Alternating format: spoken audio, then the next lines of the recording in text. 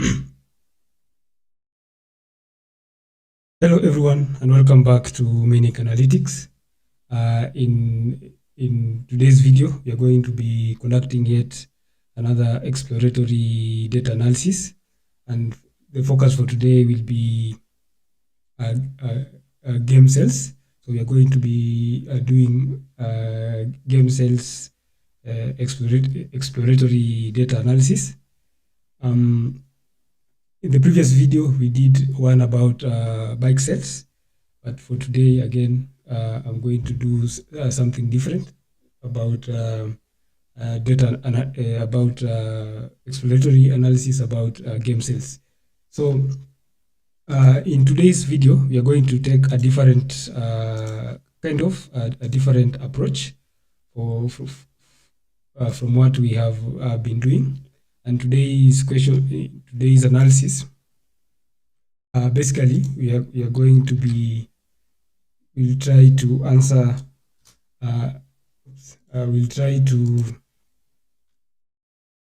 some questions about what we are trying to analyze.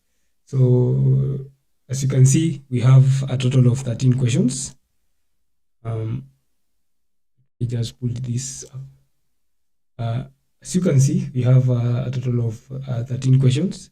So these questions are part of the objectives of what we will be analyzing in this analysis. So as you can see, like the question, what genre of games have been made most, like which year had the most games released, the top 5 games released by genre, the year up to the last question is about the total revenue by the different regions where these games were being sold. So this is the kind of nuanced approach that I will be using for this video. So before we get started with this analysis, so if you're new, please hit the subscribe button. We are welcoming you to this wonderful community. Hit the notification bell so that you never miss any of our video updates. And if you are watching from the different parts of the world, please consider liking this video. Without further ado, let's get started with today's analysis. So as I have said, these are the questions that we will be trying to answer with this analysis. So since this is exploratory data analysis, it will let me start by importing the necessary libraries. So let's start with that. So let's start with the libraries. So I'm going to import the necessary libraries. Okay. For our video. So import libraries.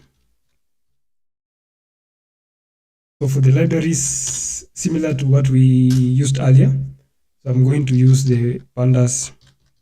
So import pandas as a PD. I'll also use NumPy. Okay, we'll also use NumPy. Also, another library will be Seaborn. It will be very important for the visualization. So import Seaborn as SNS. Another library will be matplotlib. So matplotlib .pyplot as plt, and plotly. Last time we saw how useful plotly was in terms of visualization. Again, for this analysis, it will be very important. So plotly, plots tly .express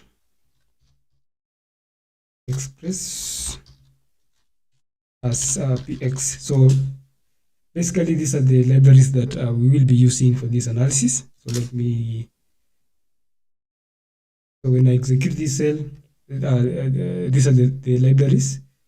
So as you can see, we have imported the necessary libraries. Let me just start this kernel.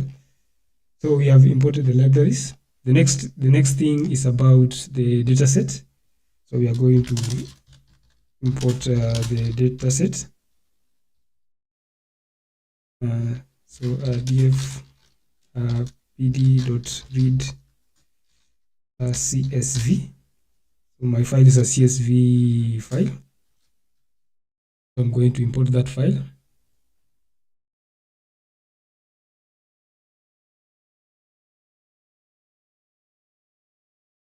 Just paste it here.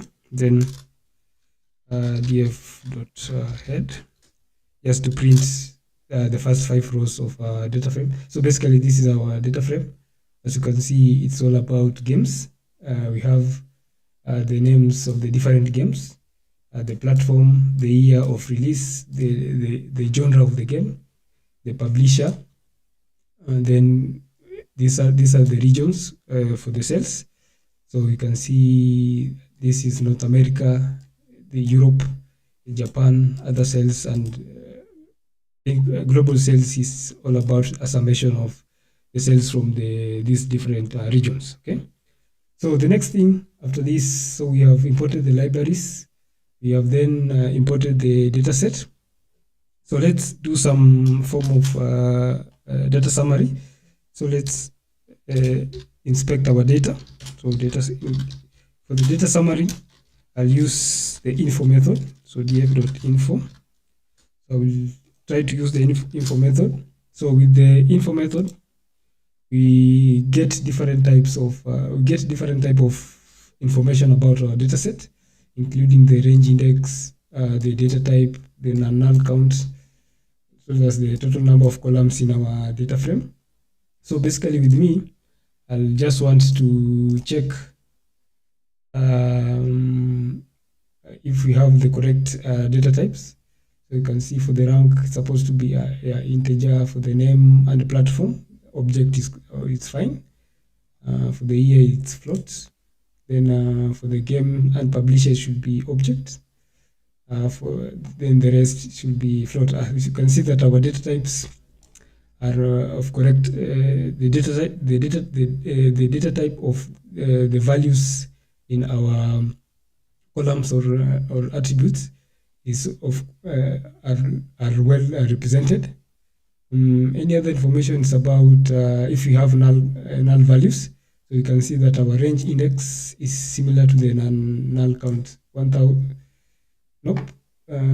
Yeah, it's same but different for other columns. For example, the year column, you can see we have less entries. So basically in the column like this one, as well as the publisher, you can see that we have less number of the null count. So basically we are missing some values in these two columns. So when we get there, we will see what we will do with that. So definitely a simple way to check for the missing values, you can just use the isNull function, then sum to get the total count of missing values. So earlier on, we saw that the column or attribute here and the attribute publisher, they are having missing values. So you can see 271 and 58. So we are missing values in those two columns.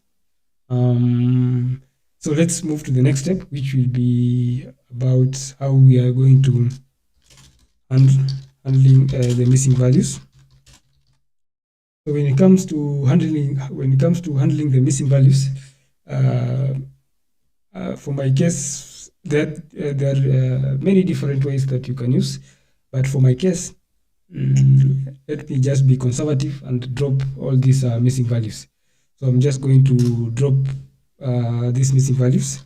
So df.drop NA, then just in place true. So this, by doing this, basically we'll be dropping those missing values or the missing rows in our data frame. If I repeat this to see if that was as we anticipated, you can see that now we don't have the missing values. We have dropped those missing values. And when we check for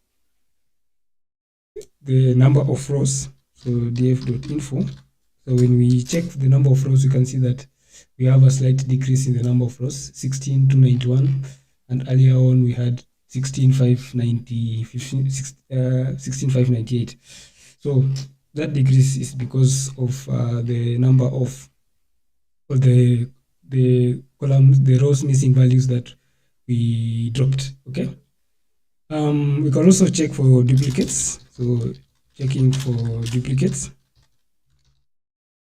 So for the duplicates, I'll use the duplicated method. So df.duplicated, df.duplicated, I think it's correct. Then keep equals false.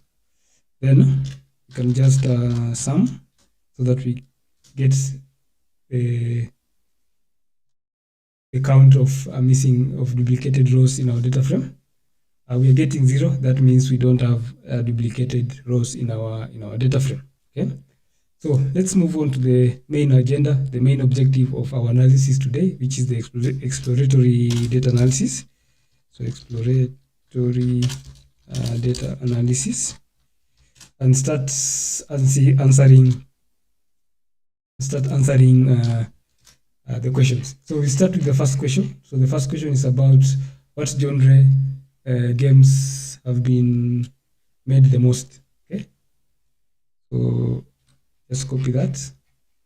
Then inside here, we'll just say copy this.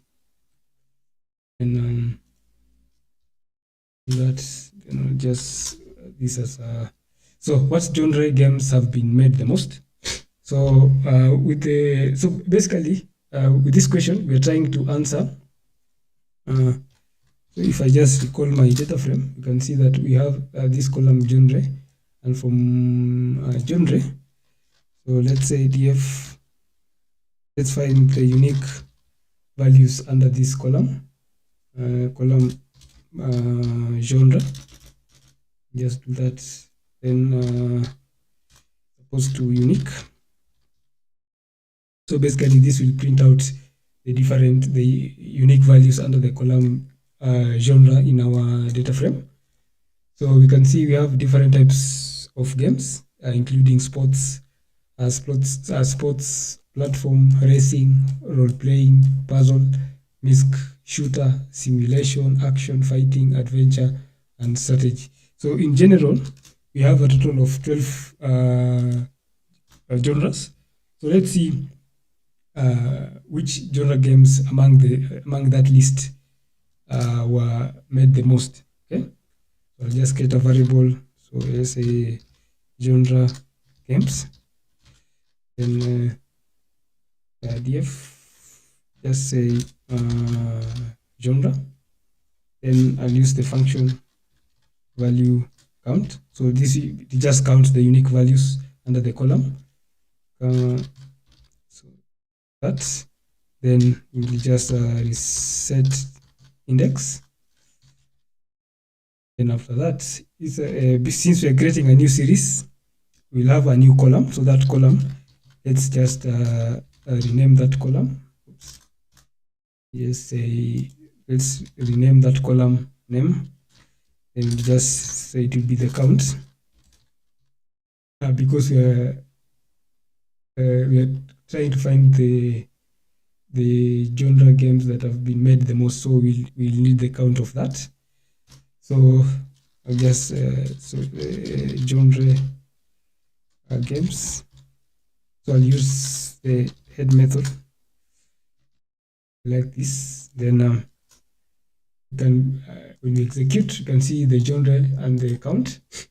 And basically, we are by default, they are being arranged from the genre with the highest count or highest games made to the list. So the action is the genre with that was mostly released, 3,251 games, followed by sports, then misc.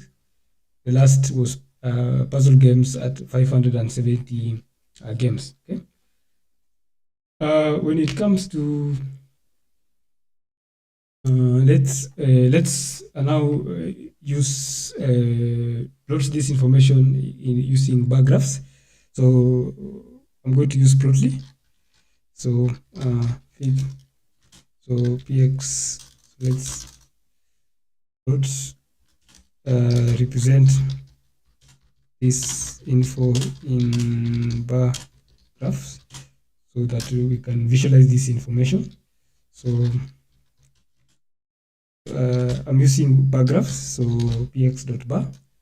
Then our data is coming from genre games. So just copy this and paste it here.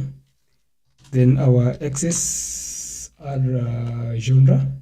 Again, I'll just copy this and I'll just paste it here. Then for our y's, so y is the column count. Then color sequence. This is not that important. You can leave it out. Then we can supply a title. So title for this, we can say most produced game genre. Okay. Then for our charts, we can maybe try to determine the size of our charts. So I'll just use the update layout. Update layout. This one is from this one we're using Plotly. So I'll say, so I will apply the I will play around with the width. So for the width, let's say 100. Then for the height, we can use 400. Then for the bar gap, this one you can do 0.2, 0.4. It depends what you like. Then for the figure, we now display our fig.show. So when we execute this, oops, so height 400. So with let's add 1000. Yeah. So this is the now the bar graph or a visualization, a chart representing the our information. So as you can see, the most produced game genre action is leading, followed by sports, misc, all the way to puzzle. So we can now visualize that information. So that was all about the question 1, where we were dealing with what genre of games have been made the most. So, and we have discovered that action are the genre games that have been produced the most. So question number 2 we are trying to answer is about which year had the most game release. So we are trying to find which year had the most games released. So again, say game here. So just fix this. So game here, then say df.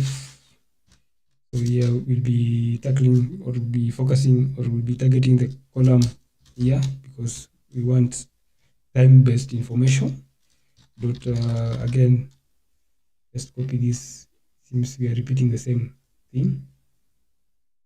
Just copy this and then just paste it here.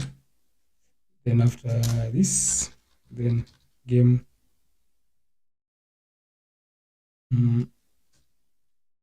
near. Let's say so can just print like this. So basically 2009 was the year with most game released, and with a total of 1431. Definitely we do have, let's say, So these are the first 15,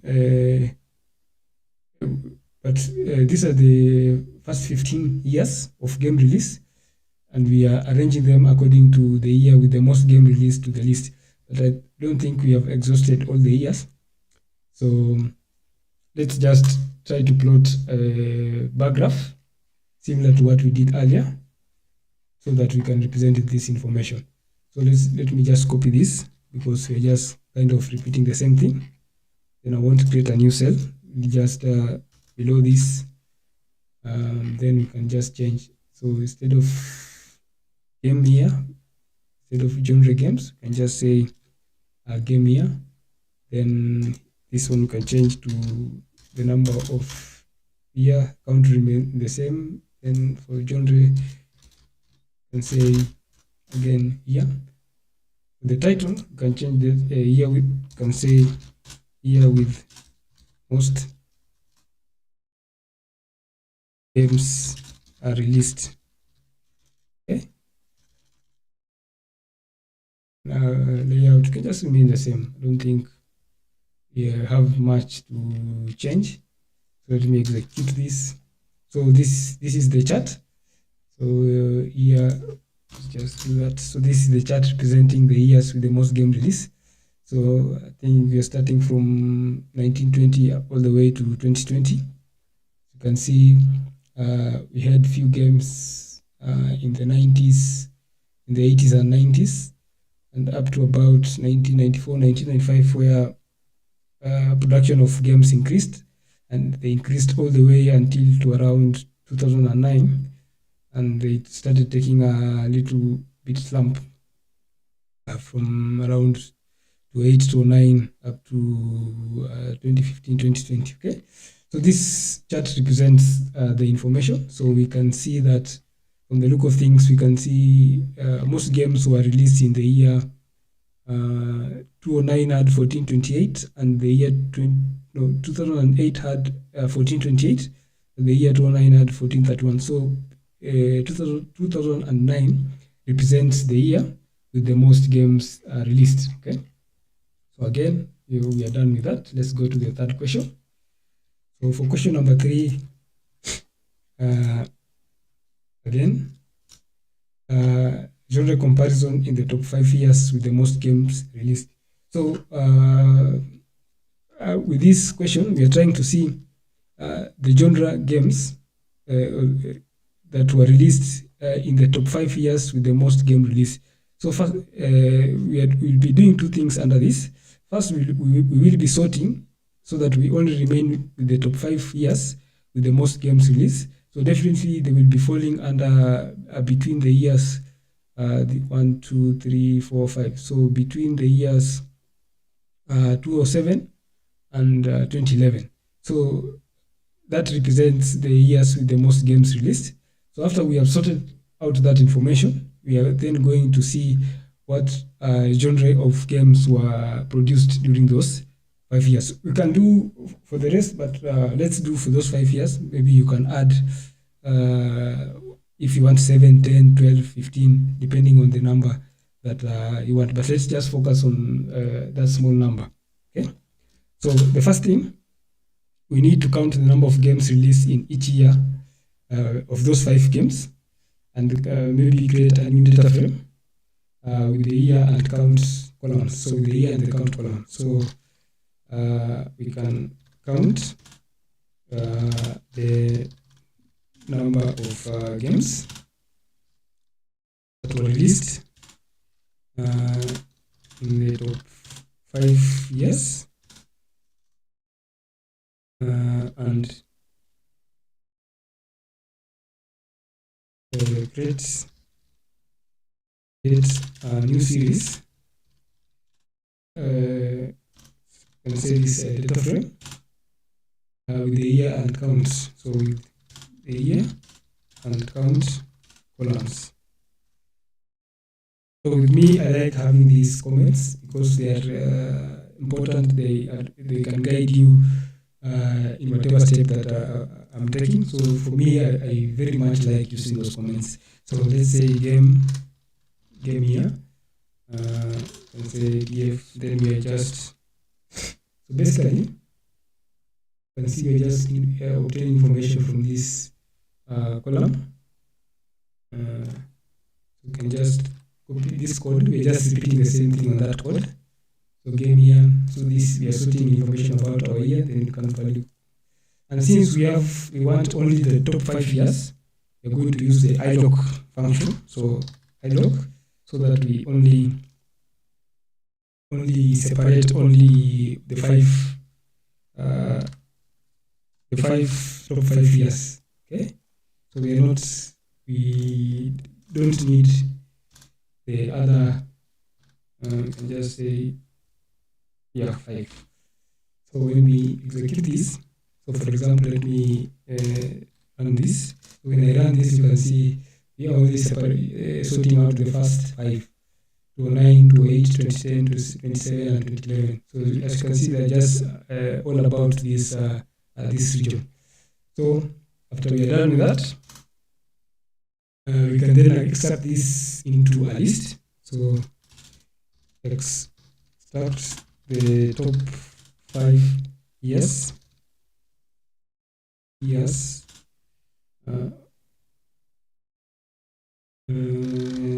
a list. So we just create a list of this.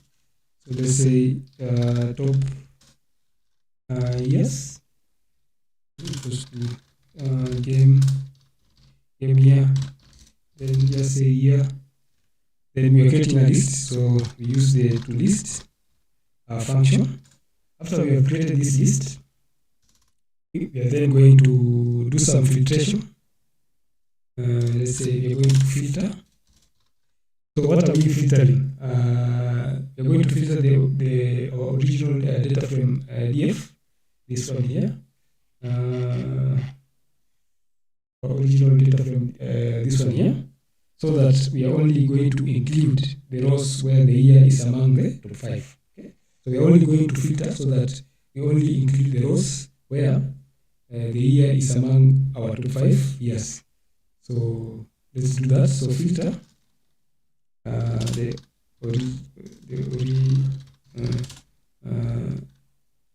let's say data frame. Let's say DF, it's called DF, to only include rows with years. Say yes that are among the top 5. Okay, so let's do some of that filtration. So filtered, let's call that filtered. Let's say filtered data frame. So df then year supposed to be caps, so year. Then after this, so we are using the in function. So this year should be in our original data frame top years. Okay, so I think you're now getting the flow. So yes. Then after we're done with this, we're then going to group the filtered data frame such that we count the occurrences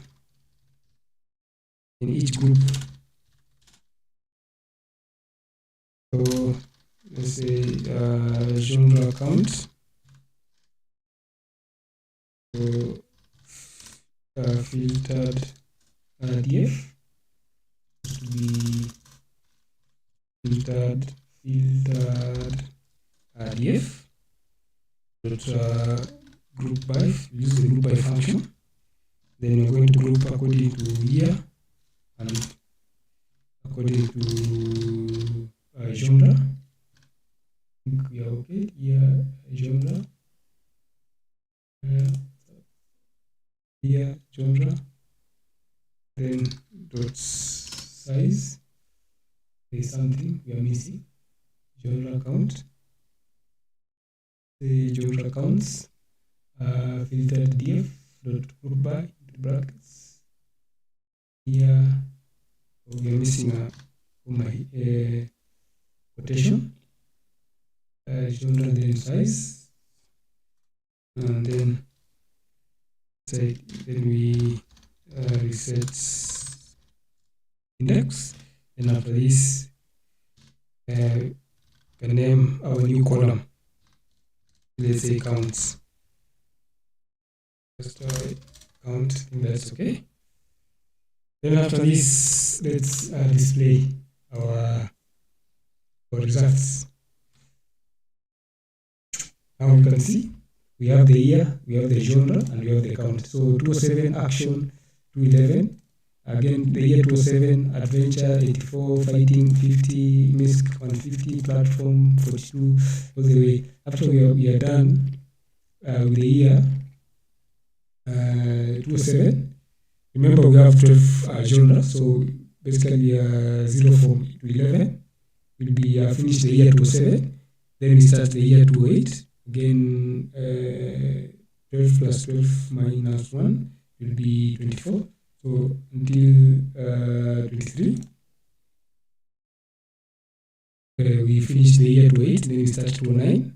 So we have sorted that information. I think you have seen how we have sorted that information. Then after we are done with this, we can just again plot let me use the head method to make this cell a little bit shorter. Then we can just plot a bar graph to represent information. So when it comes to updating your layout, then you can just set the width, the height, and the bar gap. So these are just the values you can alter. So it's not something different. This this remains the same as what we did earlier. So there's no much change about or something very important new. So when we sort that information, this is the output you are getting. You can see we have product subcategory. No, need to change this. Let's say genre comparison in the top 5 years with the most game release. So you can just copy this and change this. This is what I was using. I think it was in the last analysis. Okay, so we have now changed our title. It's now descriptive of what we are analyzing. So we have the genre comparison in the top 5 years with the most game release. So as you can see, 2007, 2008, 2009, 2010, and 2011. You can see the different genres that were released during those subsequent 5 years where we had the most game release. Maybe if you want to follow a trend, let's say you want only to see action movies, you can just click on the other items on the list, and they will be deducted from the chart, and you can see the trend of the action games. So you can see that in 2007, 211 games were released. 2008, there was a slight increase to 211. Then we took that jump to about 272, then a decrease. If you want to compare that with adventure, you can just click on that. The bars for adventure will appear on the chart. So and you can do a little bit comparison. So fighting, again, you'll see if you want to, let's say, shooter games, you can see how the trend is performing among those 5 years. So basically you can see, and this is the reason why I like using Plotly, because you see it gives you much control of your chart. So maybe if I wanted to only, for example, you are going to present this information and you are asked, I only want to do a comparison between, let's say, action and the shooter games during those 5 years. So you can see I can just go here, then I can just, let's say, want to print this chart. Just execute this again. We only want action and let's say sports. There is action and strategy. So about, they have a similar color. Let's say simulation games. Well, let's go with just shooter. So action and shooter games. So you can now see how they are performing. And you can easily now just download this chart so that you can use it for your presentation. Okay, so that's about that. So we have solved our question number 3. So for question number 4, we are trying to answer the question, year with the highest sales worldwide. So which year were which year with the highest sales worldwide? So which year that these games really sold a lot? So this one I think we'll do it irrespective of the genre. So let's say, let me column my data frame. Let me increase the font to 150. Then after this, similar to what we did earlier, we are going to group by sum, reset our index, plot the bar graph. So it's just as simple as that. So let's say here sales. So basically here we are just grouping the necessary information, or can say columns. Say group by, or let's say extracting the necessary info columns attributes. Depends with what you are going to be naming that. So for me, yearly sales, then we say df group by. So we are grouping by according to year. Here. Then after this, since we are going to sum, we want the highest sales. So basically, we are going to do some little bit of summing. But before we sum, we need to include this column, the global sales. So as I said, when you add North America sales, EU sales, Japanese sales, and other sales, we are going to get the global sales. That's the total.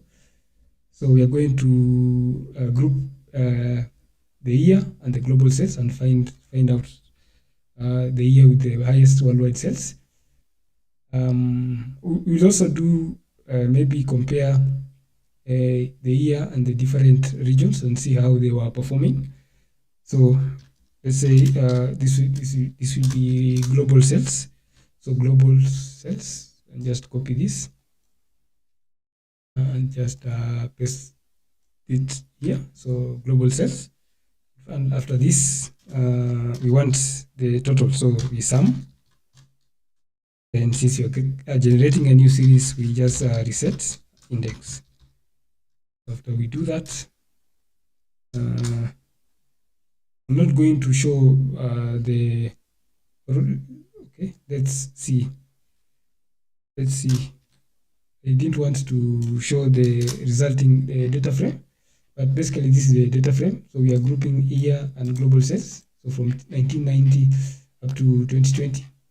And this represents the total sales of games made that year. So again, we're just going to plot a bar graph to represent this information. So just do away with this, it's unnecessary.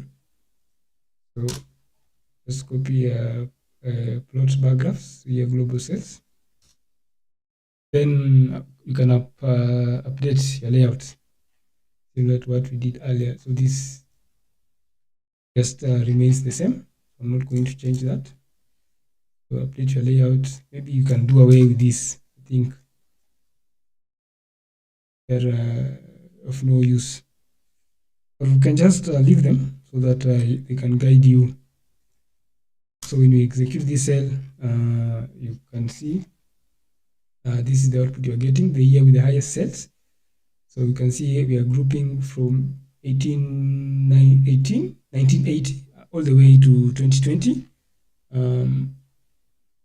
Let's say squeeze it. Let me squeeze it a little bit so that you can fit all the screen.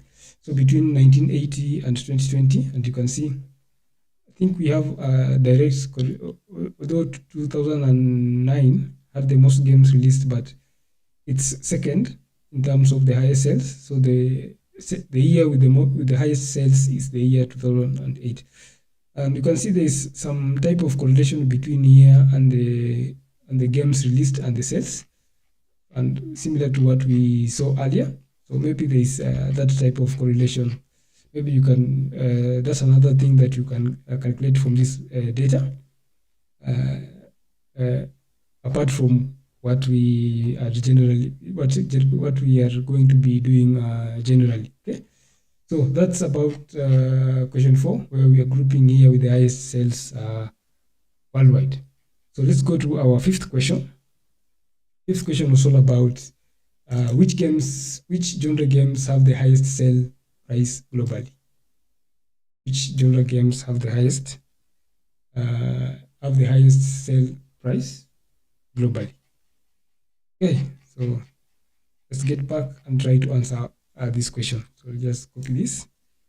So basically, I'm just converting these cells to Markdown. So there are those nice titles that we want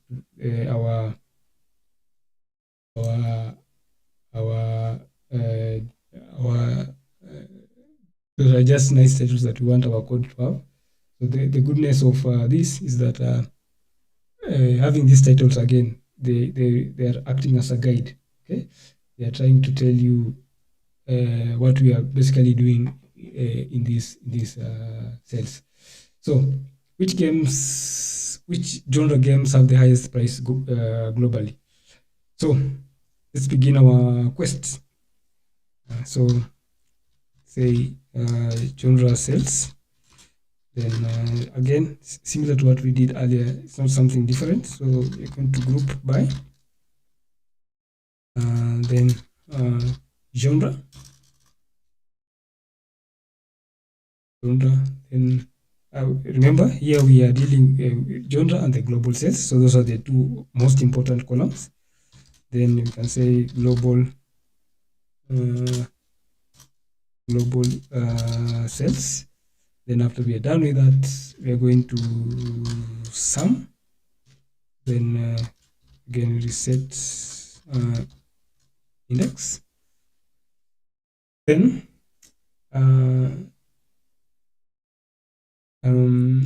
if you, I think by now you have seen that.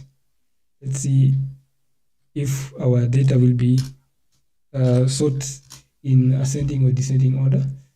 So we have genre and global sales. You can see that they are not sorted in either descending or ascending order. I think they were sorted according to alphabetic order. So A, adventure, F, M, P, R, all the way. So they were being sorted according to genre. And inside genre, we just used the alphabetical order of the names. Okay, so let's change a little bit and we focus on the global sales and rank them according to the genre with the highest global sales. Okay, so sort according to global sales. So we're going to sort in descending. It will be in descending order. So descending order from the highest to the lowest, the most profitable to the least profitable. So I'll just use the same variable. So sales, then genre sales. Then from here we just sort values. Sort values. So we are using the sort values function. Then we can state by global sales. Okay. Global sales. Then after this, we can specify ascending false. Ascending false. Then after this, let's just directly plot our bar graph. So again, this is not something new. I think you are familiar with that. So when we print that, you can see that we have sorted. Now we are starting from the year, the genre with the most sales globally, going all the way to the genre with the least sales globally. So the The genre with the most sales globally is action movies, about 1,707. Remember, these figures, the global sales figures are in millions. So when you say 1,728 million, it's about a million, it's about a billion. Okay, it's about a billion sales. Then about 1.7 billion. Then for the sports, about 1.3 billion. Then shooter is about 1.026 billion.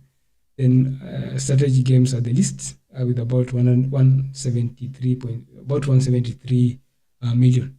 Okay, so we have discovered about that. So again, let's move to the sixth question. What are we trying to find out? We're trying to find out about which genre games has been released the most in a single year.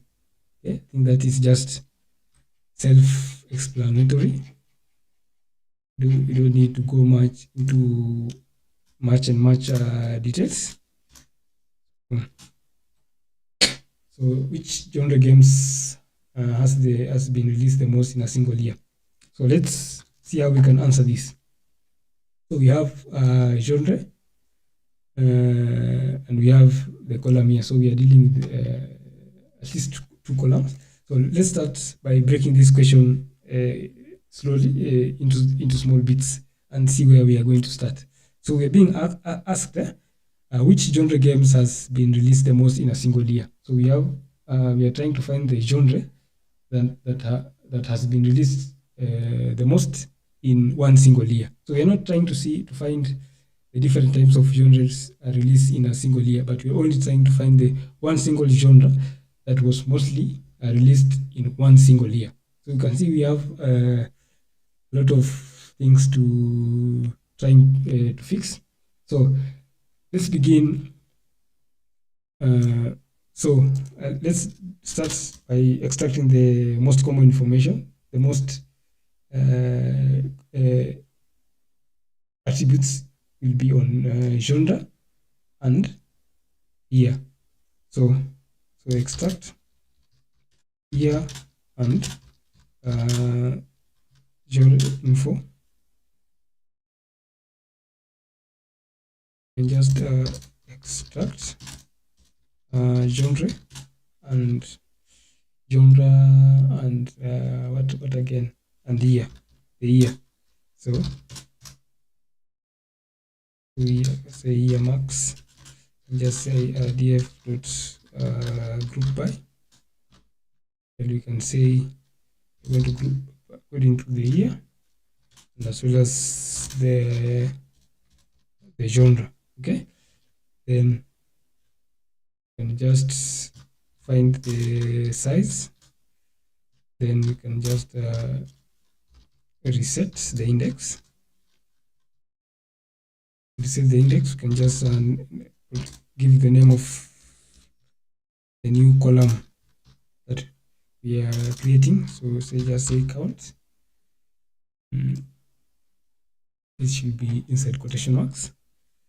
Then after we extract that information, just say year max. Then after we have extracted this information, we can then go and start to identify the rows with each year, and now we're going to, let's say, we're going to identify the rows within each year where the count is equal to the count is maximum. So basically we are trying to identify the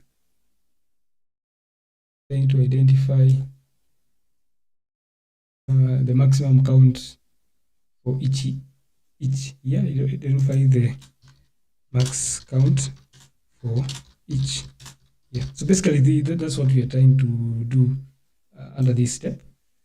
So we can then create the year max year max ID equals to year max, then dot group by,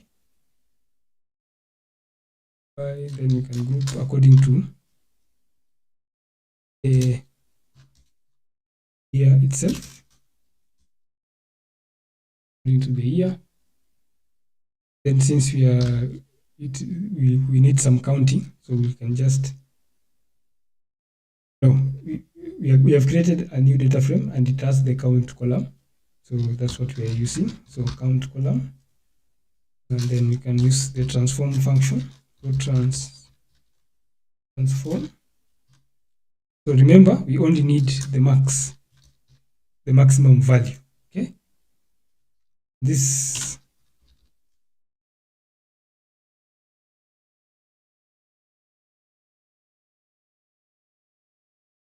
again count. Okay, so that's that. Then after that, we are going to move to the next step, which is about filtering to obtain rows of rows in year max, this variable. Okay, data in that variable. Okay, so filter to in year max data frame where the count is maximum within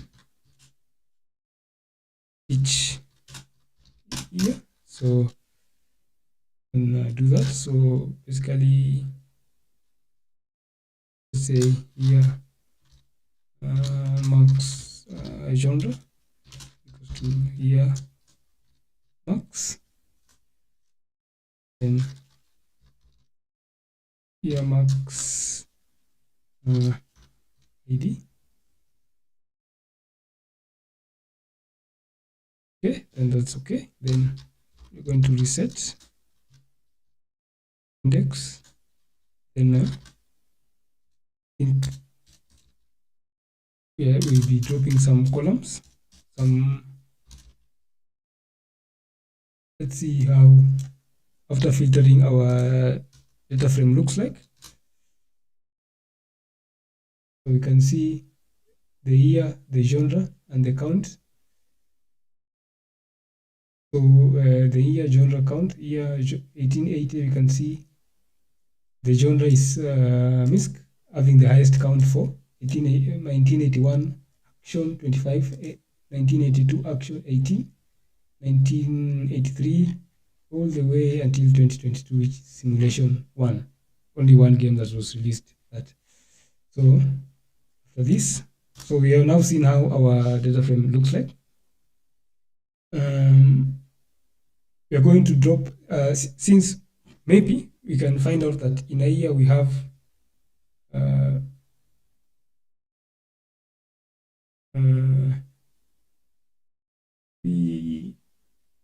82, 83.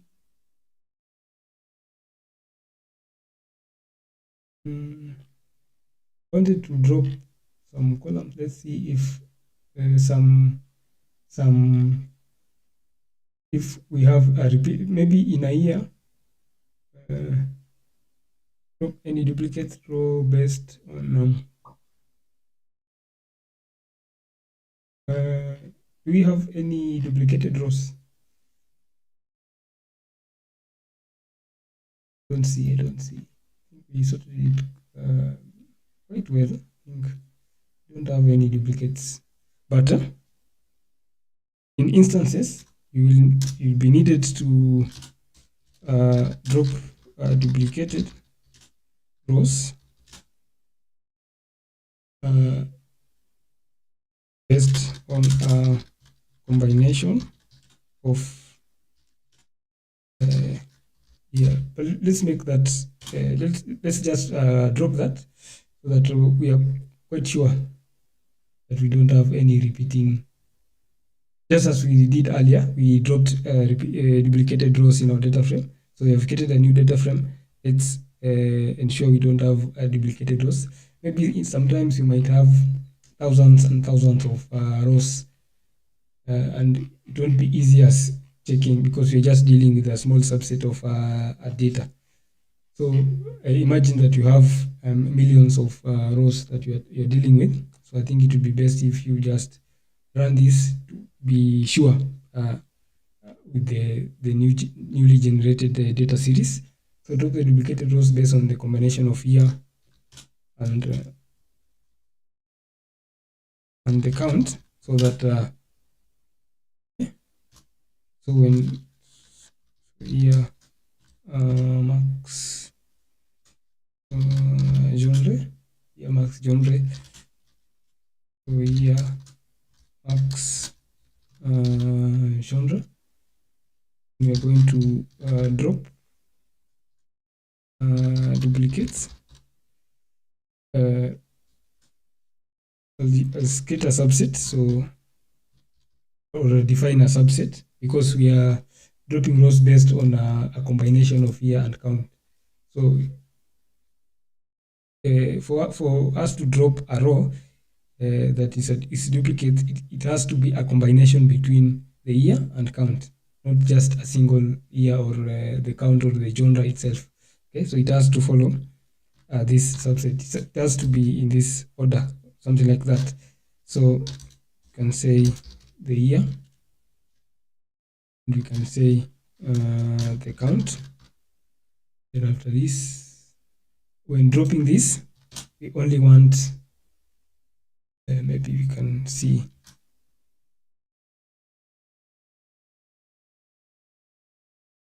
we'll keep the last occurrence. Okay, then dot reset index. Since we're generating a new data frame, we're just going to drop the new this thing, the index of the rows. So we don't want our data to have an index, something like that. So let's just drop equals true. So if we is supposed to be the year max, so year max genre. When we do this, let's see, supposed to be the year. You can now see, I think almost getting the same thing as we did the last time. So let me use the head method. You just get the first 5 rows of our data frame. So since we have the year, we have the genre, and we have the count, so we are going to plot a new visualization chart to represent this information. And on our chart, we want this information to appear. We want the year to appear, the genre to appear, as well as the count that is assigned to the genre. So we want to create that visualization chart. And this now, for this, I'm going to use, let's use Seaborn. For this, I'm going to use Seaborn.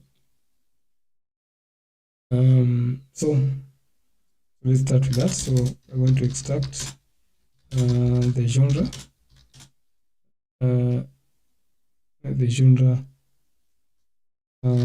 column values from the data frame year max genre.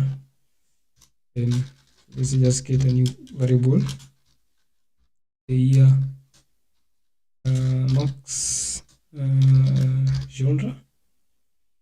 So just say you're only extracting the values. So we are extracting the values. Then after this, we are going to create a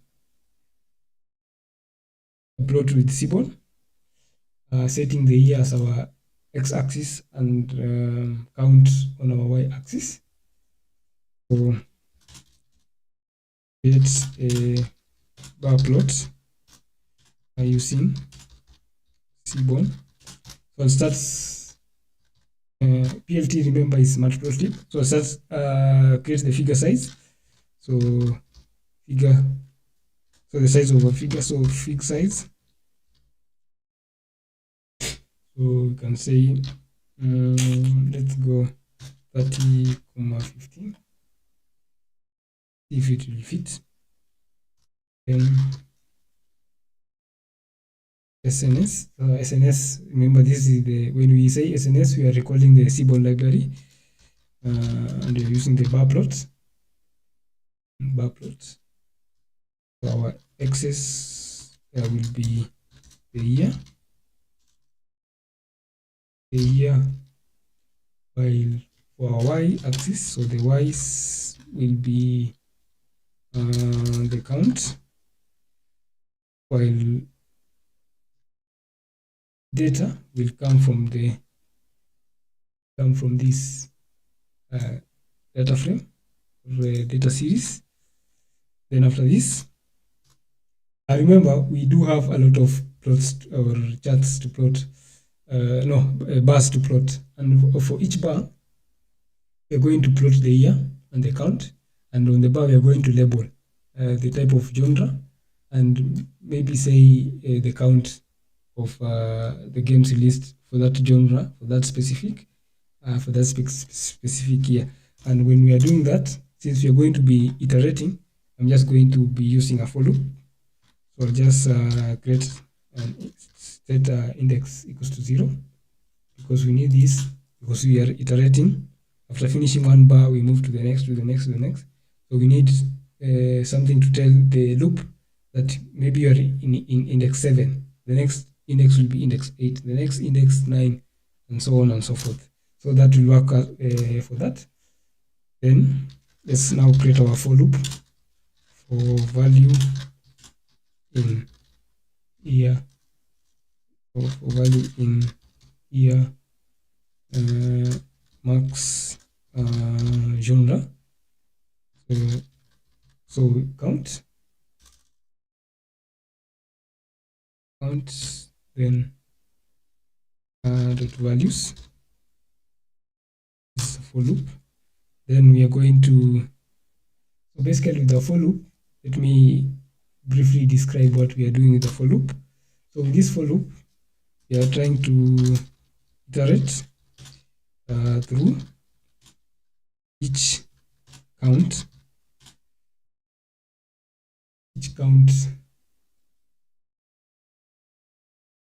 value, and after that we are done with that, we're going to add text annotation. So the text annotation is the name of the genre. I think you're getting that. To the bar plot. Okay. Then we are going to say, let's say add. After that, we are going to add text annotation each above each bar. Then so g.text. So index, then value. For the value, the value 5, and string, genre,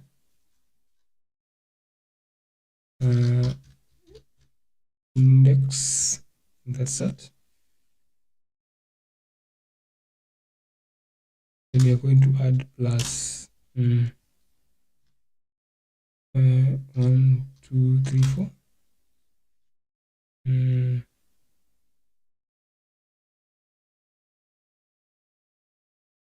The value.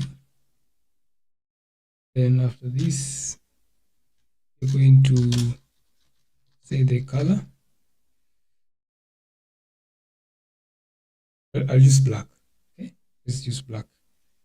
So hyphen 1 2 3, yeah. Then size of that 14. Then we can say rotation. We can put this at 90. Then we want it to appear at the center. Okay. Then since we are going after one bar, then the next, then the next, then the next, we need to cause an increment of one of the index, the next iteration, for the next iteration. So index, I think you in Python, I think you did something like this, or when you are learning about Python, I think you came across something like this when you are dealing with for loops. So I'm going to execute this. We are getting an error count. Count. I think this one should be small. So this is the chart that we are getting, and you can see we have the years on our x-axis, and we have the count on our y-axis, and you can see that we have labels. We have labeled our bar graph. So the labels are coming from the genre and the count.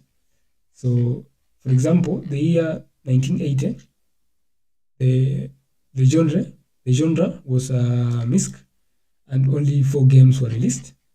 So you can see we are labeled that as 4.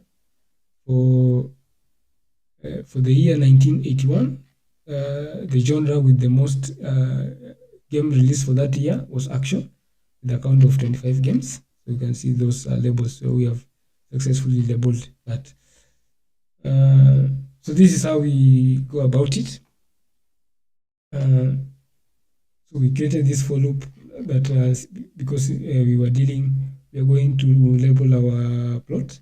That's the advantage of using that for loop. So we just write a small code snippet, and it does the magic for you. Okay, so this is how we answered the question number 6, which was about genre games released the most in a single year. So we were able to sort that information, and by the end we plotted bar graphs to represent that information. And we have plotted our bar graph, we have labeled our bar graph, and it looks nice. Okay, so even if you're going to present this, I think your supervisors will love you for this. So that was for question number 6, which genre games have been released the most in a single year. So for question 7,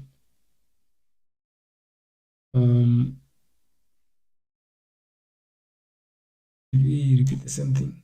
Which genre games released the most in a single year? Which genre games has sold the most? So question 7, just the same thing, but we are dealing with the genre that sold the most. Okay, the genre that sold the most. So again, let's do the magic thing again. So let's start similar to what we did earlier. So we started with extracting the genre and the year. So this time we are dealing with genre, year, and cells. So the cells, the global cells. I'll just copy this and paste it here because it's just the same thing. So we can just say year, genre, cells. We are going to group by the year and the genre. But since we are also adding another column that we are going to target, that's the global. So the global cells. Okay. Then for this one, we are going to sum. Reset index.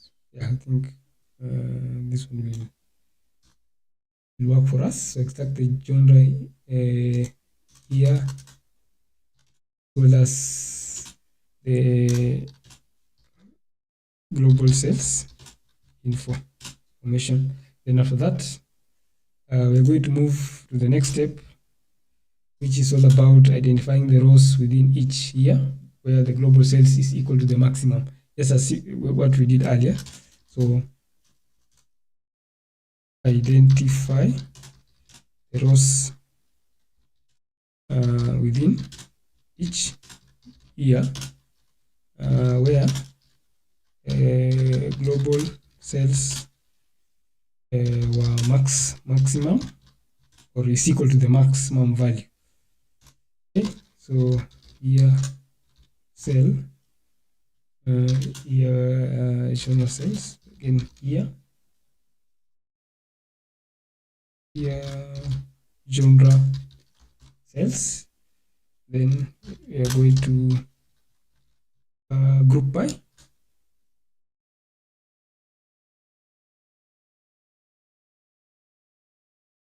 the year.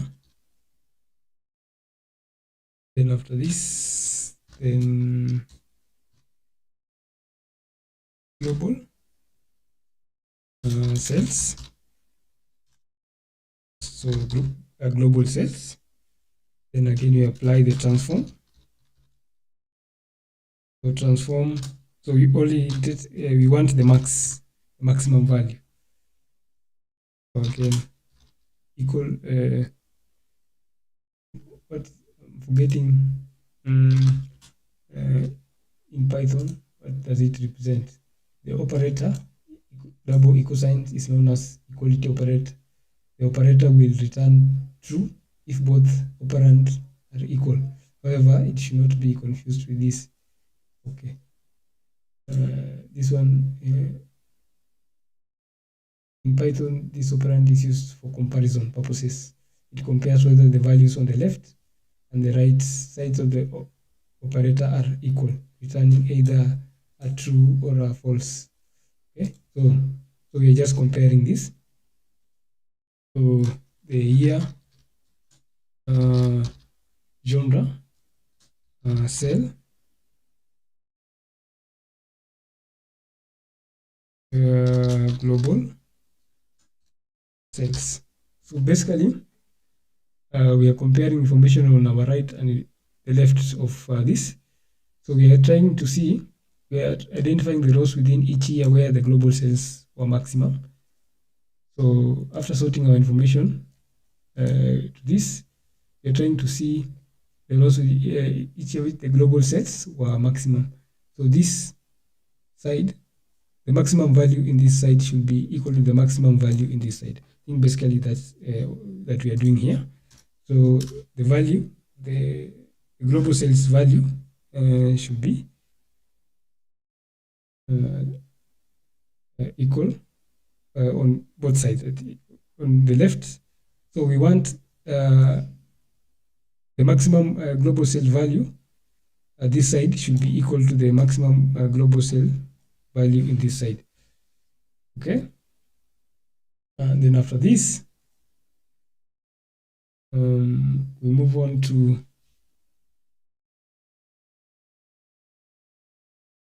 just remove this. Okay, so then after we are done with that, the next thing is about, then we are going to do some filtration. So filter the rows from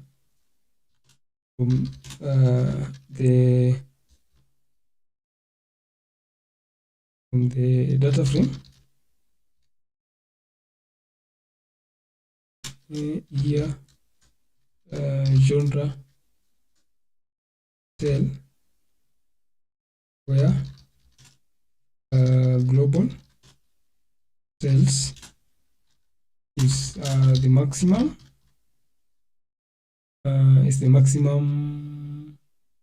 within each year. Then so here cell max, again do a year genre cell year cell,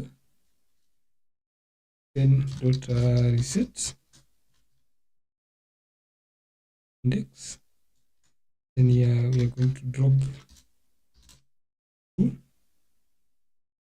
Then we can display our chart. So here cell max. So let's display. We are having supposed to be a cell. Yeah.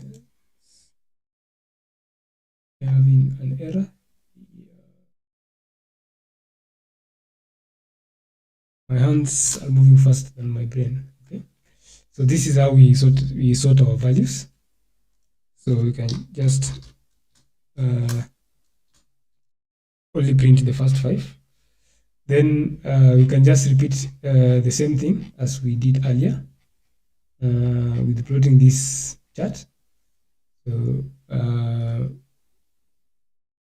we'll just copy this from here, Control C, and paste. Figure size maintain the same. Let's say for this, let's say we want 27 by 27.3. Let's say 18. Then SNS here. So our Y will be global sets.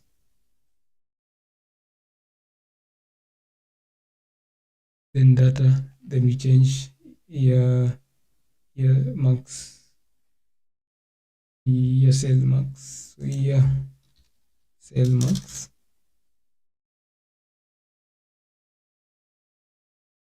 Okay, and index 0 iterates through for value in the year, no, for value in the year cell max, in the year cell max. Global sets, so this one, we'll see, let's paste it here. Then values, not dealing with values here anymore. We're dealing with the count itself, or the sum itself. And I think this one remains the same.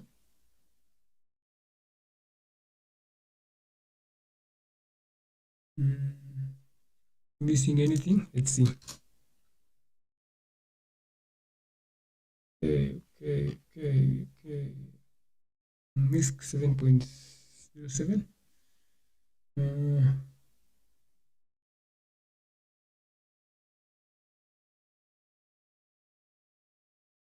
Don't think we're missing. So we have MISC 7. Okay. So basically, with question 7, which genre game has sold the most in a single year? So we are looking for different years and seeing which genre games has had the most sale in that specific year. So here we can see that MISC 1980 it was MISC with about 7.6 million. Action 14.8 million in 1981. Then in 1982, again Action 10.3, 83 Action 6.93. Again, this is the chart that shows that information, and it's well labeled so that you can pick and identify the genre that had the most sale in the given year. Okay. So I think we have done most of the things. We have done a lot about genre and the game sense genre and the count genre. Most of the things were about genre. Now let's try to pivot to another thing. So that was question 7. So question 8 is deal with something about the platform. So let's answer that question. So which platform had what? Let's see. So question 8, which platform have the highest sales price globally? So again, let's answer this question. start by grouping data. So let's say platform. So platform equals to df dot group by. We are going to group by, so grouping according to platform. So platform. So platform and sales. So for sales, we know we are dealing with the column global sales. So global, supposed to so global sales. So that's the column. So when we're dealing with sales, we need to find the total sales. So that's the summation.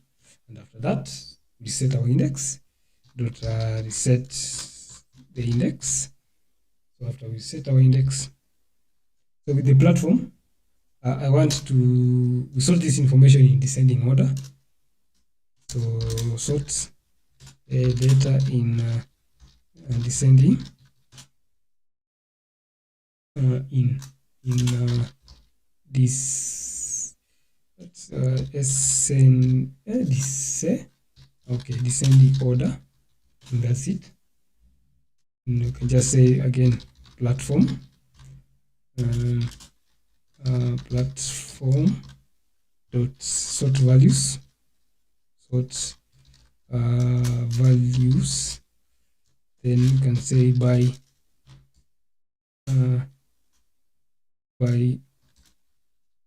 global sales. Then after this, there is something we have forgotten here, the square brackets. Then global sales should be capital G, then ascending false.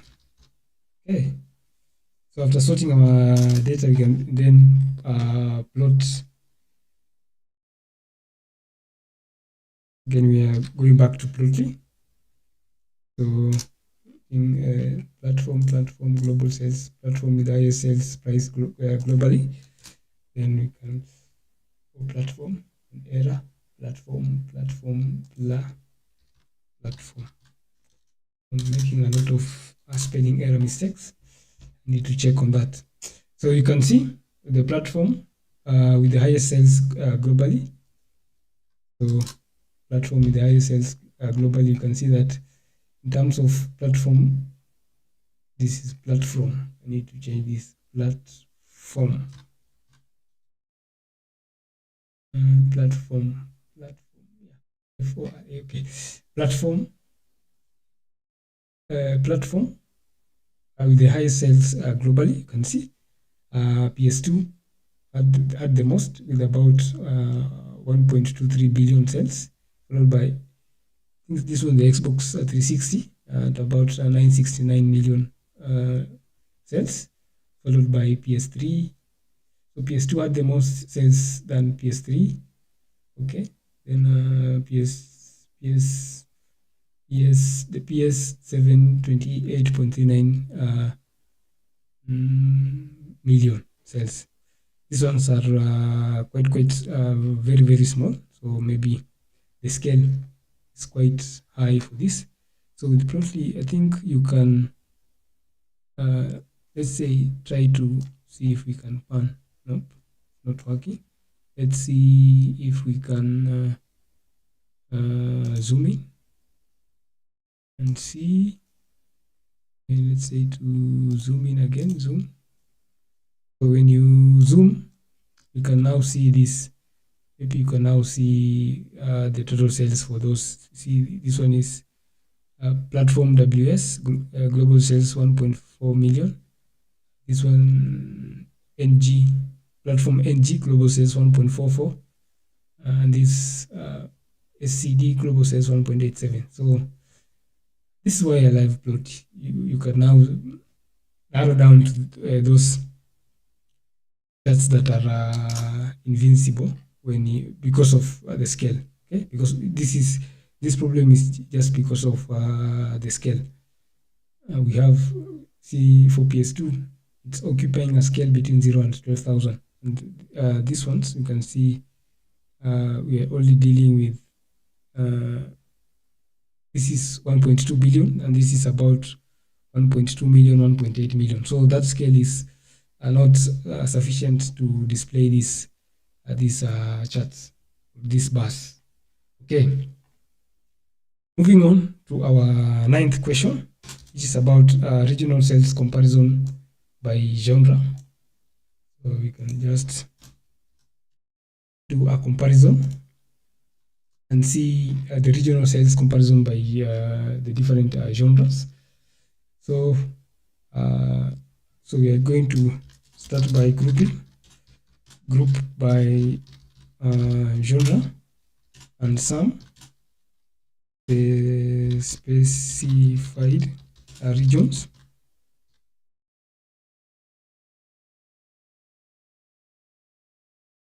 So I think by now we have just seen when dealing with the exploratory data analysis, it all involves about just grouping your data, sorting information, filtering your data.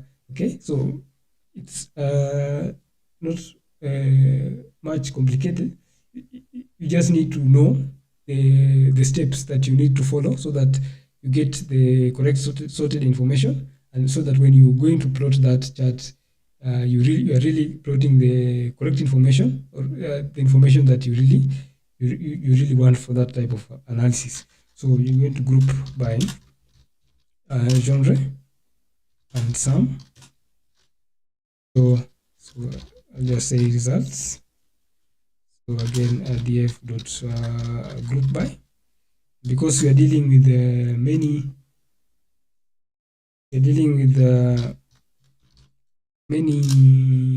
regions. So I will use another function here.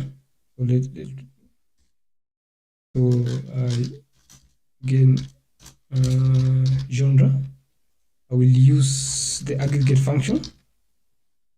So with the aggregate function, it gives us some leeway. Again, we are able to our information. We are able to present it in a form of a dictionary, where we have the value, the key, and the value paired together, and in that we are going to state what we are going to specifically do. Again, so for the North America cells, so NA cells, for this we are going to sum. Okay. As you can see, we are using a dictionary. So key and value pair, key and value, something like that. So we have 1, 2, 3. We can just do this, and do this, and then just replace these values. So this one is for EU. The next one is for Japanese. This one is for Asian market, and maybe this one is for other markets, so other sales. Then after this, we set index. Then we can just print the output. When we execute this, we are having some issues. So reset supposed to be that. So when we reset the index, you can see these are the genre as well as the sales in the different regions. So for action, you can see that the North American sales amounted to 861.77 million. EU sales 516, Japanese sales 158, other sales 184. So we have sorted our information into this series, or this new data frame. And from here, it's just simple. We can plot a bar graph to represent this information. We can see we have the results, we have the genre as our x-axis. The y-axis, I think I will do away with the genre, because we only want the sales per the different regions. So then the title, Then for here, we are doing a grouped bar graph. So we specify the bar mode. So when we execute this, this is the output you are getting. So general cells in different regions. Again, you can see for action, you can see the different regions. For let me okay.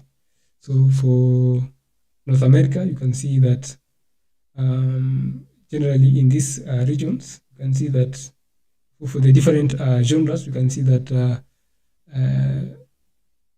the North American market is the leading market. You can see it's performing quite well for the different genres. Again, if you want to compare, let's say I want to compare the different genres with respect to the North American market, so you can just click on this. They will be deducted from the chart, and you can see how it's performing with this how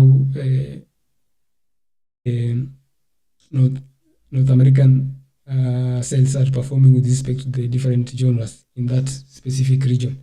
So if you want to do a comparison, maybe North America with the EU, then you can do that. Then you can now see how they are competing or comparing against each other. So this is quite useful. You can obtain this information. It's quite informative.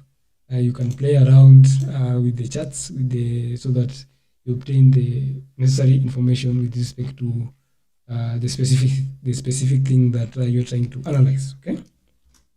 So again, guys, please, if you are following through what we are doing in this analysis, please consider subscribing to our channel. We are welcoming you to this wonderful community. Please hit that subscribe button so that you get notified. Sorry, hit the like button so that this information gets to reach fellow of your friends. You can also hit the notification bell so that when I'm going live, you will be getting some notification that we're going live, so that you can join us in this many more analysis that we will be doing. So please, I will you liking, subscribing, it gives me hope, gives me the energy to continue doing this more often. Okay, so guys, please consider subscribing. Okay, so moving on to the next. So we were at number 9. So number 10, question 10 is about top publishers by game published. So this one we are comparing regional sales comparison by genre. So let's see, this one here we are this one is unnecessary.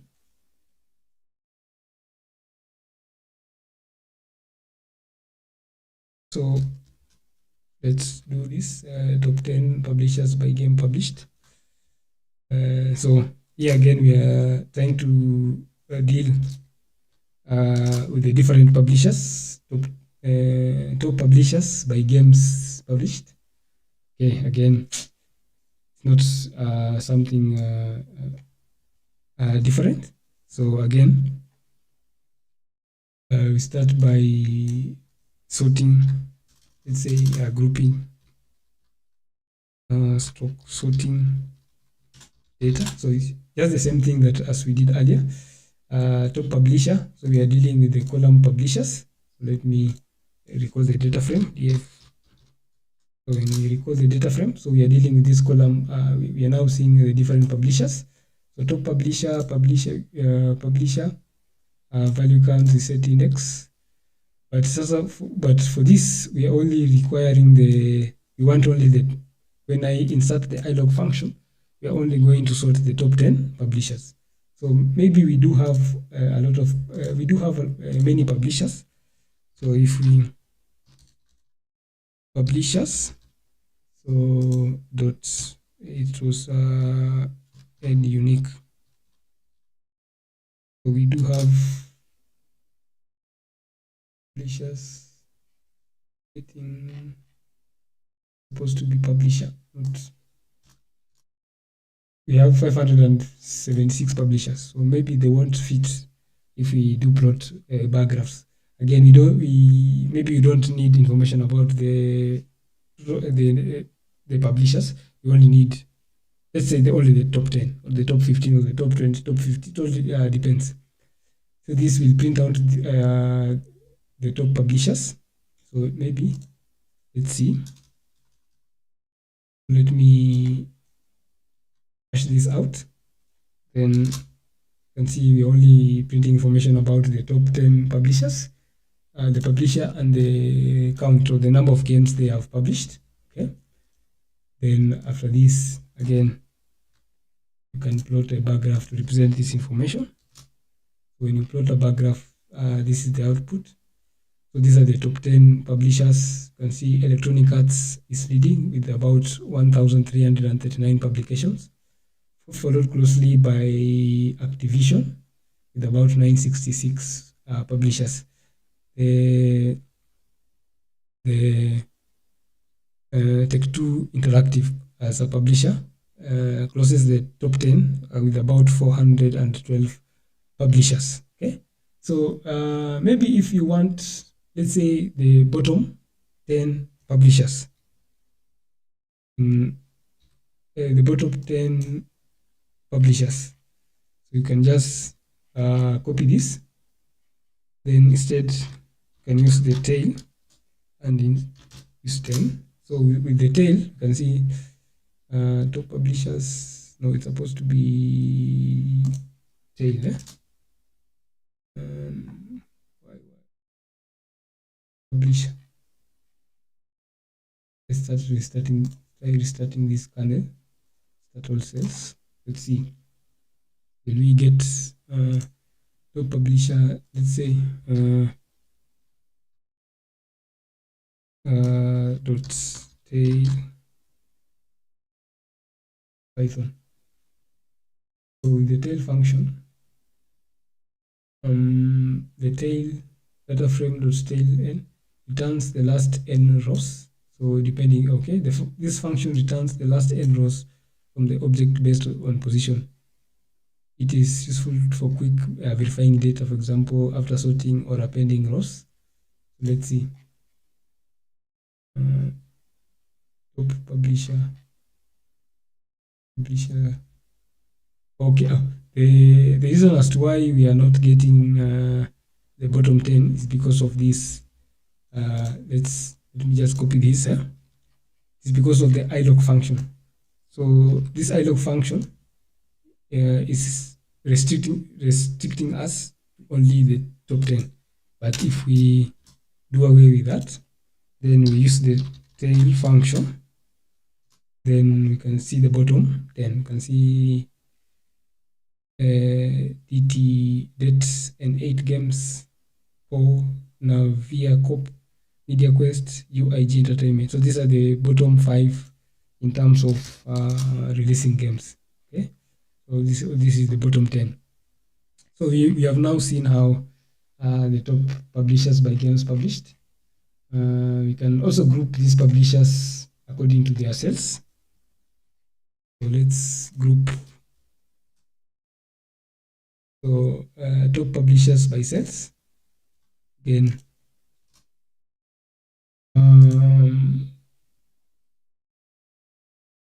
similar to the same thing, we're just repeating the same thing. So we start by sorting our information. Sales publisher, we are grouping by publisher and the global sales. Then for the global sales, I think we need the total sales, so we are going to sum. Then we reset our index. After we set our index, we are creating a new column. So in that column, we need to rename that column. So in our case, we have renamed that column total revenue. Then earlier on, remember we were sorting these values. So I was writing a new line of code to sort those values. So if you don't need to, or if you are lazy, you don't, or if you are maybe that good enough, you can just write that information in a single line of code. You don't need to maybe go to another line of code, another line to represent, you can just include that information. So for me, for this case, I just included that information. So where we sort our values by the total revenue column, ascending false, and then we just maintain the top 10. We just want the count of the top 10 publishers according to sales. So this won't be necessary. This one will just be the same thing.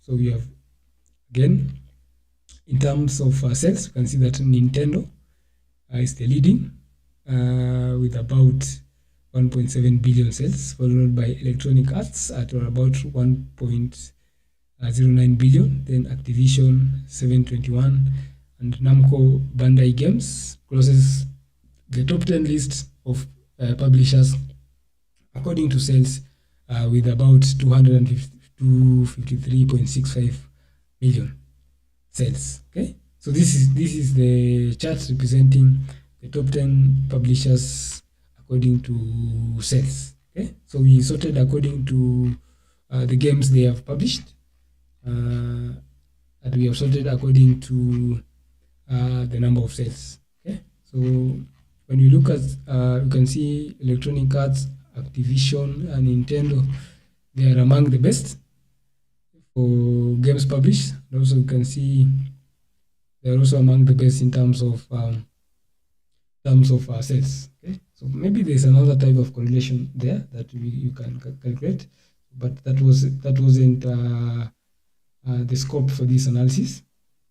Okay, so similar to what we were doing here with these charts, we're going to be doing another one, I think, and for this one, we are going to compare the top publisher. We're going to compare the top publisher by count by each year. So by count for each year.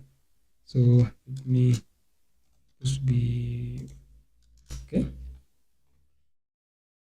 So again, we started the rigorous exercise. So for that, again, we start by, we're going to select the relevant columns for this.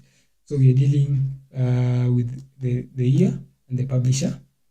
Okay, so select or group by the year and publisher. The year and the publisher. So top publisher. Then we do df. For this one we do the year. So basically with this, I'm just extracting the two columns, the column publisher and the column year. So earlier on we were grouping by, we are using the group by function, but we just change a little bit flavor. So for the new flavor, we are just extracting that information, those two columns, and we are using a new data frame, top publisher. Okay. So after we are done with this, we can go ahead and now use the group by function. So by this, we are going to group by the year and the publisher, and we calculate the count of the publisher for the different years. So group by this one, we are extracting the year and publisher. So after we extracted that information, we're going to group by the year and publisher, and calculate the count. Calculate the count. So top publisher df. So top publisher is supposed to be top, not pop. So top publisher dot group by So for the group by, we're going to group according to the year, and so that's the publisher.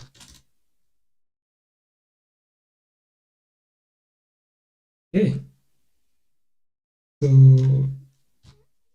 this one we just calculate, find the size. So we're just dealing with the counts, not the summation. Then we are going to reset index, and then here inside we just, so this could be done with just one line of code, but I'm trying to show you maybe other ways to tackle this. It's just the same thing, but we are trying to do it in another way. After this, we're going to identify the rows within each year where the count is equal to the maximum count in that year. Okay, so again, this is the most important step. We're going to identify the rows in which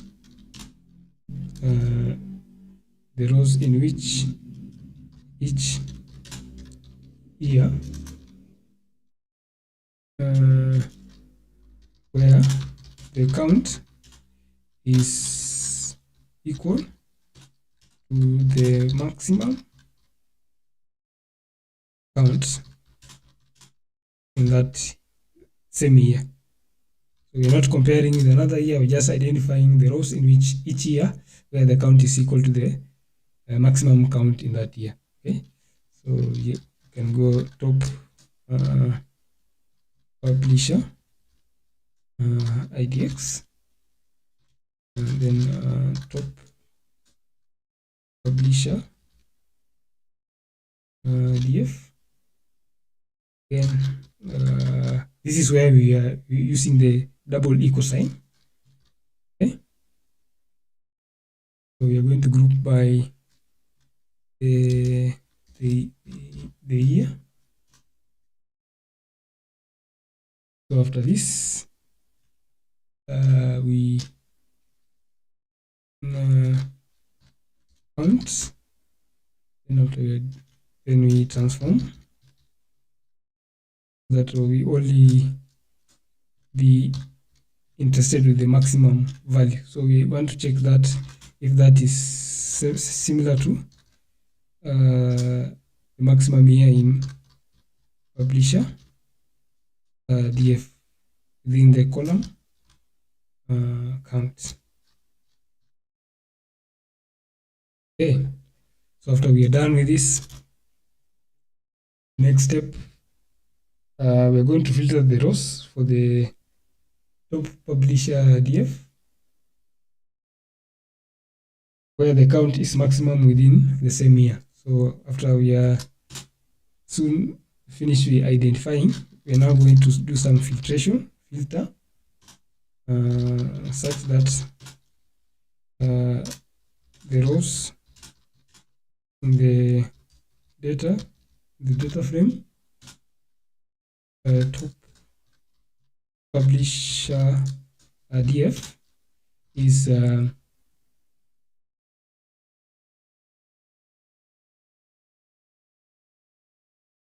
such that the max count value in the data frame top publisher DF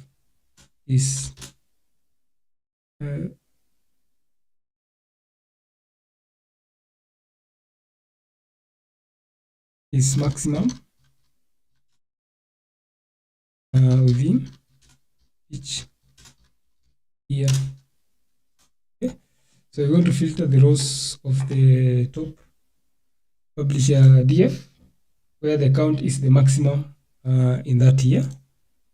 Okay, so after we filter that, so we do top publisher count. So top publish just as we did in the last.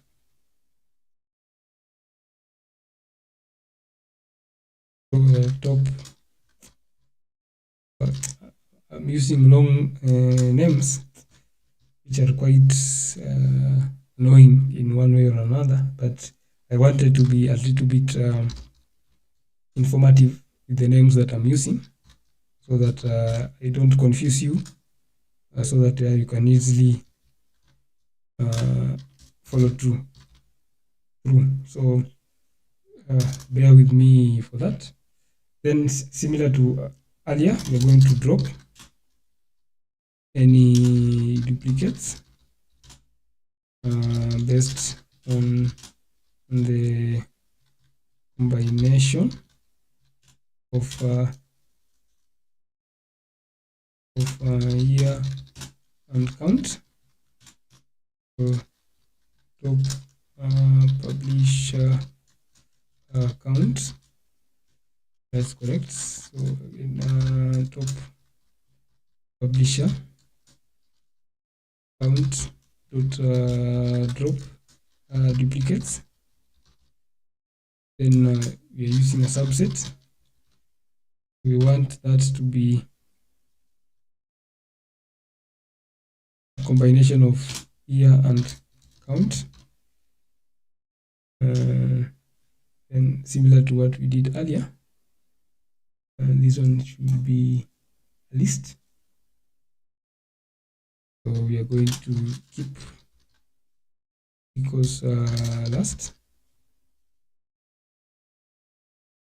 So we're just going to, after, if we have duplicates, we'll keep the last occurrence, then set index, and here we just drop. Supposed to reset index, reset index. Something that we're missing. Yeah, is something. We opened our brackets, we did not close. So I think we should close here. Then yeah, I think it's now okay. Then complete. Then let's print the first 10. I think that will be okay. Having an error. Drop duplicates. Supposed to be drop. So this is it. Year publisher count. Okay. Then we, similar to what we did earlier, let me just copy that code and paste it. So this one, let's use this one. Let's use this one and just copy this and paste here. For this, let's use only the first 5. Then we can just change these names. Publisher. Then here we can use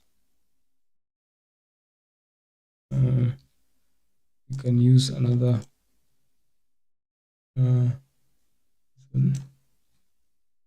top publisher count publisher. So top publisher count, it's okay. Figure size just remain the same. The SNS bar plot, the year will remain the same. I think this one will change to count. Data will come from top publisher count. I think let's copy this. Just paste it here. Index 0 will remain the same for values in the year marks. I think dot values remain the same. Add text annotation. Okay, center rotation 90, color value index.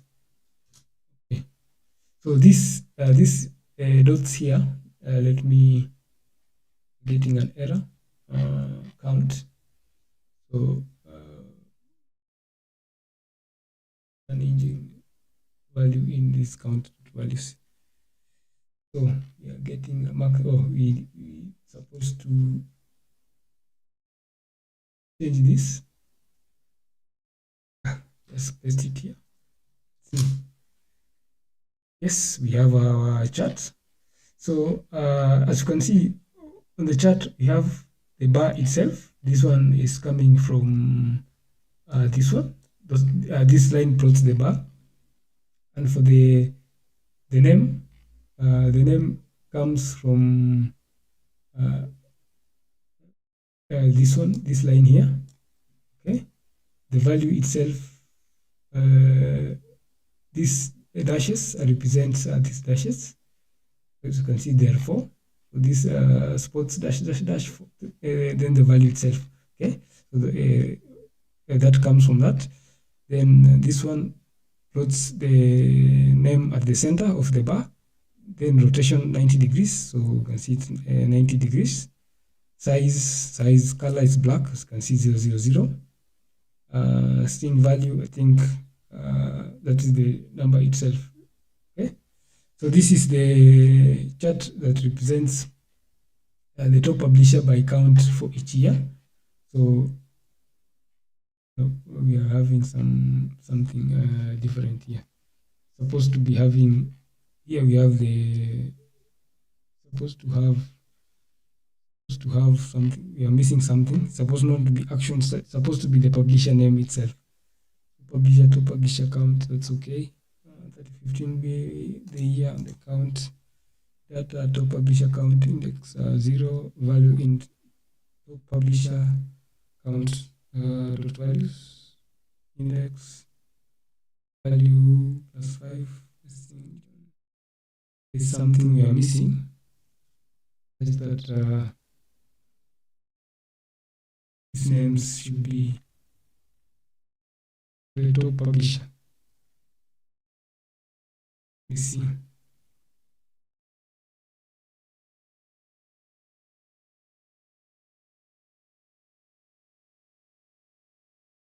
The publisher column again, create upload seaborn, setting the year, the x-axis and the count on the y-axis. Okay, let's see. Yeah, we are now getting the correct information. So we have the year and the count, and the bars you can see that they now represent the publisher themselves. Okay, so again, this is the information you can get from that, and you can now present this information. So the next thing, I think we are at number 12. So the last thing, position number 13, total revenue by region. I think that will be the last thing that we did with this. So total revenue by region. So we are trying to see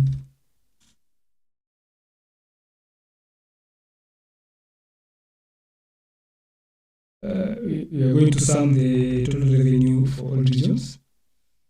So regional sales,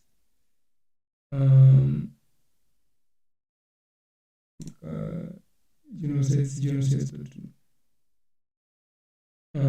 sales. So regional sales, these are the regions: North America, EU, Japan, other sales. So we're going to sum and reset index. Then for the reset index, basically we're just using another thing. Instead of supplying the name directly, you can use this function, the rename function. So you rename the columns. So basically, let me show you. So if you have the regional sales like this, you can see this column is 0. Early on, under the rename index, we were just typing in the name, and for example, let's say total sales. Okay, so when we run this, you can see we rename the column, but we have this column, the index column. Okay, so if you want to rename both, so you can, for the index, you can rename and provide the region as the name, and for the 0 total sales, then when you print this, these are the total sales by the different regions, and from this, you can then plot a bar graph to represent the information. So in terms of comparing the different regions and sales, you can see that North American sales are the leading with about 4.3 billion, followed by EU at 2.4 billion, followed by Japan at 1.2 billion, and the sales from other regions at 788 million. So the most profitable, I guess, region will be North American sales, EU sales, Japanese region, then other regions. So we can use this information. Maybe let's plot a pie chart to represent this information.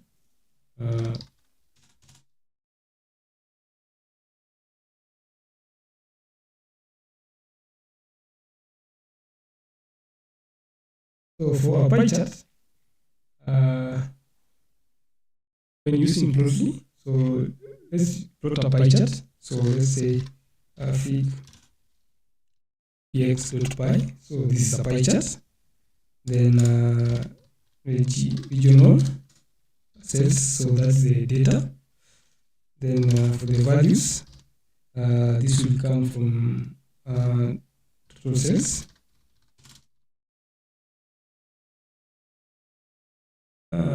That's for the values. Then for the labels of the labels, it will come from the column region. Then we can specify the title. So for the title, we can say, so when dealing with pie charts, remember that it's all about distribution. So distribution of sales across regions. Similarly, you can update your chart. So fig.update layout. So this is quite important. Let's say if you have a small screen, so width, you can say, let's say put it 800, and height, we can say, let's say 500. Then display, so fig.show. So this is the pie chart. So when you look at the distribution of sales across the different regions, you can see that for the sales, North American sales contributes to about 50% of 49.1, 50% of the total sales involving games. So maybe when you're giving this type of information, remember that pie chart is about the distribution. It's not about the count, okay, or the population. It's all about now the distribution. So if I'm going to present information in terms of the distribution of sales across the region, you can report this information in the sense that the North American sales is a market that contribute in terms of sales. Most of you can say that North America absorbs most of the games at about 50%. How can I? Okay, it depends on how you can put it. So for this, maybe we can. Where did we have for this one? For the top 10 publishers. So if you plot pie chart, you can say top publisher. So this top publisher again. So distribution of top 10 publishers. So okay, so the values will come from the column publisher. Names will be publisher, and values will be count. Not wrong, then this one I think will remain the same. Let's see, we are getting an error. Let's see. So top publisher. Let's print and see. So when you execute this, publisher and count, so values be from count. So values should be from count. And then publish names. Then top publisher.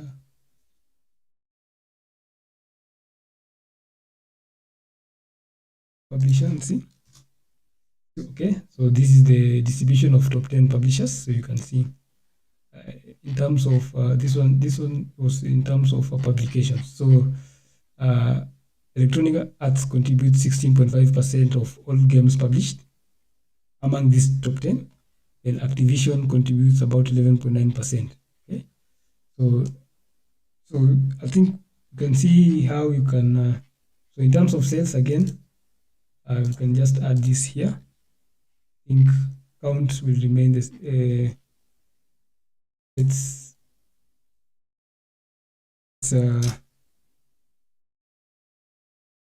print. Let's print this so that we can obtain publisher and total revenue. Total revenue. So for the values, it will be about total revenue. Then the names, it will remain publisher and sales publisher. So our data will be sales publisher. So sales distribution of top 10 publishers by sales. Again, when we execute this, so this is how you can again present this information. So distribution of top 10 publishers by sales.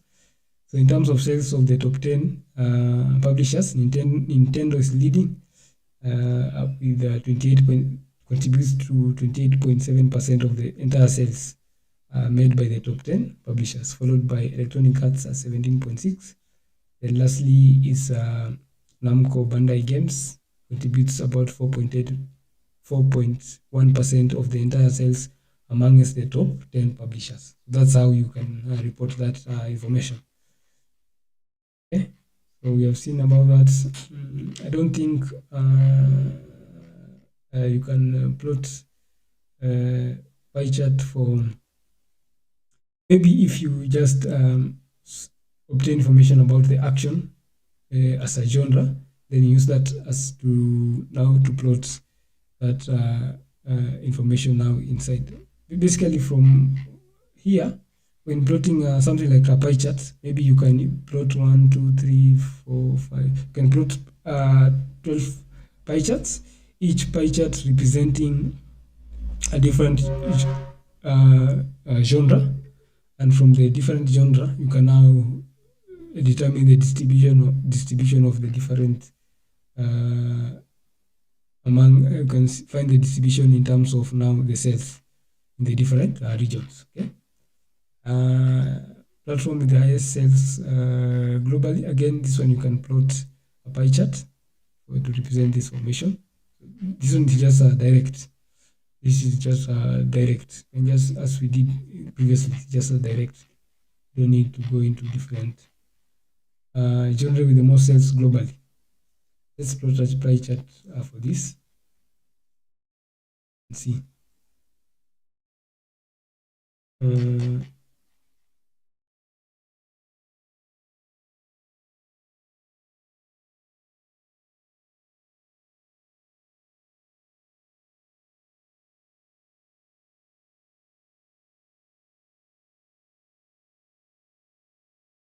So genre with the most sales globally.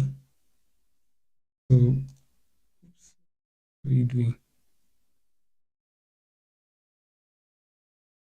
A genre most produced game genre. So let's do this. The most produced genre. Do add. Just do this. Then copy this. Then this change this. Then for the genre, you can change that to be the name. Then for the values, it will be the count. Then you can just paste it here. So again, distribution of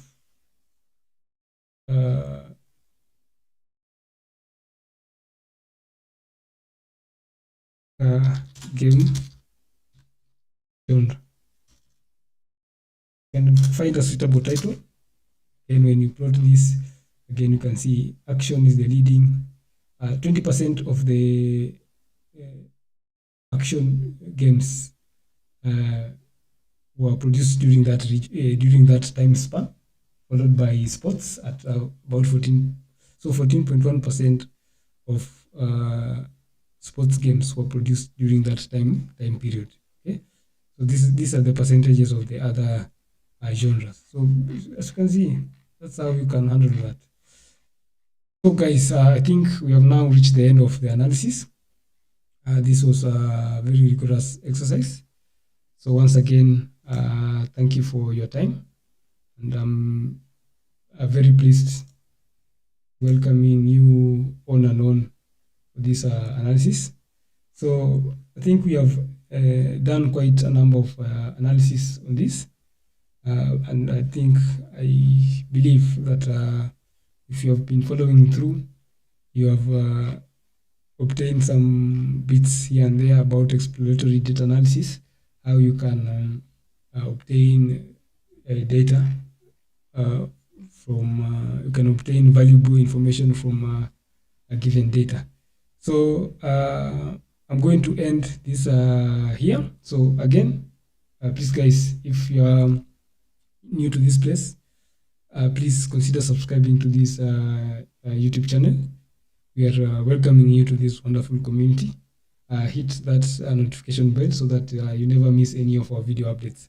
Once again, I'm very grateful for your time. I'm happy to have taken you through all this. And until next time, see you. Bye-bye. So I'm going to end.